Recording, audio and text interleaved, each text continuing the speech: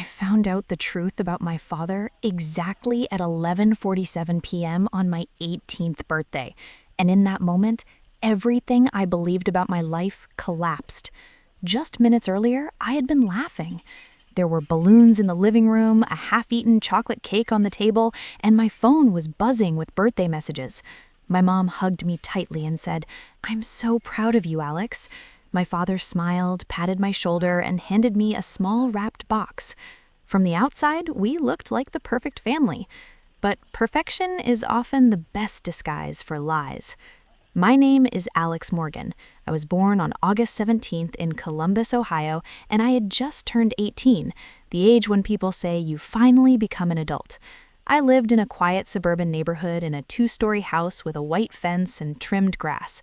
My father worked as a sales manager for a construction company. My mother was a school librarian.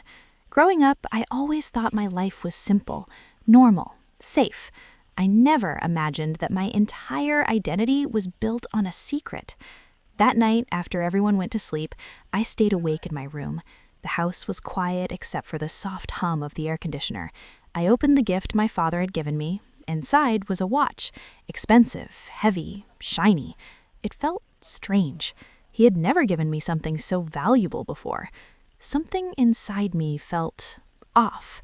I went downstairs to get water, and that's when I saw it. My father's office door was slightly open. The light inside was on. I wasn't trying to spy, I was just curious. As I walked past, I noticed a folder on his desk. My name was written on it in black marker. Alex, confidential. My heart started beating faster. I stepped inside quietly. I told myself I would just peek and leave. Just one look. I opened the folder, and everything changed.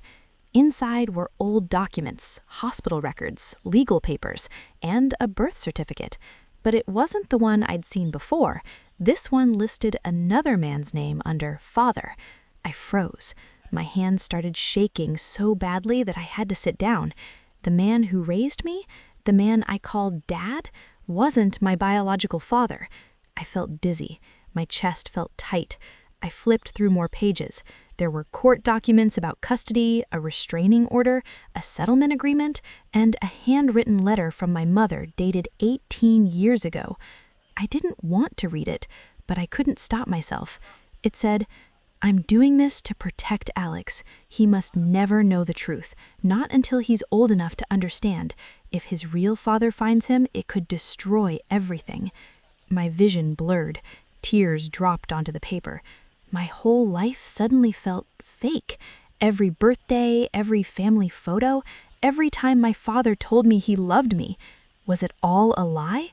I sat there in silence for a long time, staring at the documents. My mind was racing. Questions kept crashing into each other. Who was my real father? Why was he dangerous? Why did my mother lie to me? Did the man who raised me know the truth? I heard footsteps on the stairs. I quickly put the folder back and rushed to the kitchen, pretending to drink water. My father walked in. He looked tired. His smile was gone. He looked at me carefully. "You should be asleep," he said. I couldn't look him in the eyes. My voice came out weak. "Dad, can I ask you something?" He paused. His shoulders stiffened. "Of course," he said slowly. I swallowed hard. "Am I really your son?"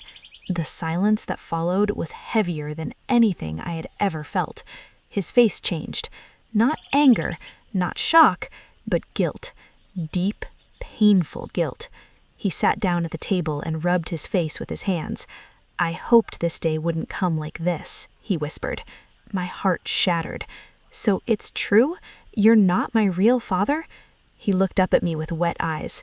"No," he said softly, "but I raised you. I loved you like my own. That part is real." I stood there shaking. "Then who is he?" I demanded. "Who is my real father?" My father hesitated. Then he said words that made my blood run cold. "He's a man you should be afraid of." My stomach dropped. "What do you mean?" I asked. "He was violent," my father said quietly. "He hurt your mother. He was involved with dangerous people. When you were born, your mother ran away from him. We changed addresses, we changed names, we hid." My head was spinning. So my whole life, I whispered, we were hiding? He nodded. Yes. Tears streamed down my face. My birthday was all fake, I said bitterly. No, he said quickly, standing up. Your birthday is real. Your life is real. But the truth was complicated. I turned away from him. I couldn't breathe. I walked back to my room, closed the door, and slid down against the wall. I stared at the ceiling, replaying everything in my mind. The loving father, the quiet mother, the perfect family.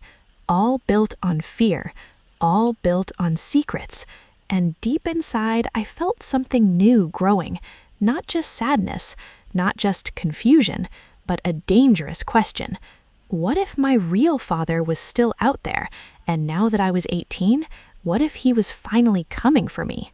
I didn't sleep that night. Every time I closed my eyes, the same thought echoed in my head. I am not who I thought I was. The morning sunlight felt strange when it entered my room, like it was shining on a different version of me. I lay in bed staring at the ceiling, listening to my parents move around the house. The word parents itself suddenly felt confusing. Around 9 a.m., my mother knocked softly on my door. Alex, can we talk? She asked. Her voice sounded tired, weak. I opened the door without saying anything. She stood there holding 2 cups of coffee, the same way she used to when I was younger and sick from school. But today, I didn't feel comfort. I felt distance. We sat at the kitchen table. My father stayed in the living room, giving us space. The silence between me and my mother was heavy, thick with unspoken truth. She took a deep breath. I never wanted you to find out like this, she said, especially not on your birthday. Then when? I asked coldly. When was I supposed to know who I really am? Her eyes filled with tears. You are Alex Morgan, she said. That part is real. But your biological father, he is a chapter I tried to erase to protect you. I crossed my arms. Tell me everything, I said. No more lies. She nodded slowly. 18 years ago, my mother was in college. She was young, naive, and in love with the wrong man. His name was Ryan Cole. He was charming at first. Everyone liked him. He knew how to make people feel special, including me. But charm turned into control. Control turned into jealousy. Jealousy turned into violence. When I told him I was pregnant, he didn't react with happiness, she whispered. He reacted with ownership. He said the baby was his property. My stomach twisted. He started tracking me, reading my messages, showing up unannounced. When I tried to leave him, he threatened me. She showed me a small scar on her wrist I had never noticed before. He grabbed me during a fight, she said quietly. I felt anger rising inside my chest. So you ran, I said. Yes, she nodded. I moved cities, changed numbers. That's when I met your father, the man who raised you. He knew about everything. He promised to protect us. My chest tightened. He accepted me even though I wasn't his? I asked. He accepted you as his own, she said firmly. He signed the birth papers. He gave you his last name. He became your father in every way that mattered. I wanted to believe that, but another question burned inside me. Does Ryan know about me? I asked. My mother went silent. Her face turned pale. He didn't until recently. My heart stopped. What do you mean, recently? She pulled out her phone and showed me a message. It was from an unknown number. I know the boy is mine. You can't hide forever. My hands started shaking. When did you get this? I asked. 3 weeks ago, she whispered. 3 weeks. While we were laughing at dinner, while I was planning my birthday, while I was living normally. He was already searching for me.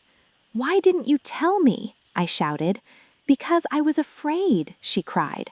"Afraid you would panic. Afraid he would find you faster." I pushed my chair back and stood up. "So now what? Do we keep hiding? Do I live my life looking over my shoulder?" Before she could answer, there was a knock on the door. 3 slow, heavy knocks. My heart dropped. We froze. My father rushed in from the living room. "Stay back," he whispered. He walked toward the door slowly. Through the glass, I saw a tall man standing outside.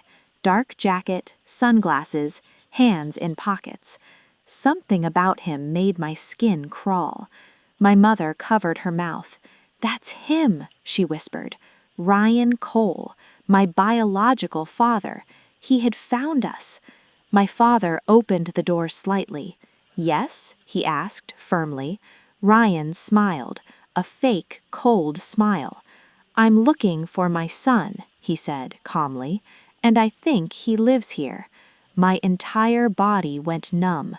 I stood behind the wall listening. "He's not your son," my father said. "Leave." Ryan laughed softly. "You can't erase blood. He turned 18 yesterday. That makes him an adult, and adults make their own choices." I felt sick. My mother grabbed my arm. "Don't go out," she whispered desperately. But something inside me burned. Fear, anger, curiosity. I stepped forward. "I'm here," I said. Ryan's eyes locked onto mine, and in that moment I saw my own face reflected in his. The same jawline, the same eyes. He smiled slowly. "There you are," he said.